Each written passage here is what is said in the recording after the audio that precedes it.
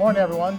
This is indeed a proud moment. You know, I know it's been 8 months and I got a lot of calls from people. When are y'all going to reopen? But I think when you go inside, if you haven't been inside yet, you'll be very pleased with the outcome. This is a much needed facelift for this facility. It's something the community can be proud of now. And I look forward to you all being able to enjoy it for years to come. I just walked through it. The spaces are incredible. It's bright, it's clean. There's a lot of new spaces for people to utilize.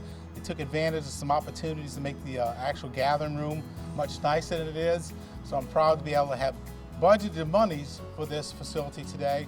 I want to thank Parish President Shang and her staff, of course Christy Langoni and all the other staff members here who made this happen. Ryan Babcock, who's our General Services Director, he gets all the headaches when these things happen because he's the one that has to deal with the contractors to make sure everything happens the right way, but it did. It came out great. The building looks incredible. We got new signage in the front and new painting on the inside and outside, new flooring, kitchen, HVAC systems, every of the rooms were redone, so it's really wonderful.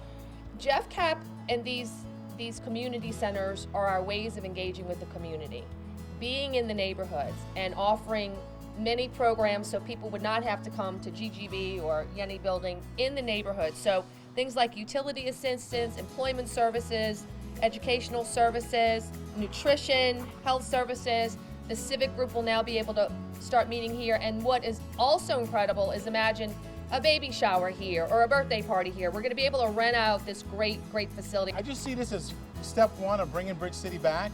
You know, people talk about how can we restore this area. It's about bringing businesses and quality of life back. I'm very hopeful. You know, we've had a lot of new improvements at Avondale Shipyards, and we got Loop Linden moving into Marrero Land's new Fairfield industrial site. So I think once we get the jobs and the economy back, the rest will come, the grocery stores and the gas stations. So, you know, keep hope. I think it's coming in the next 4 years. I think you're going to see a lot of improvements in Bridge City. So thank you all. Let's cut a ribbon. 1, 2, 3.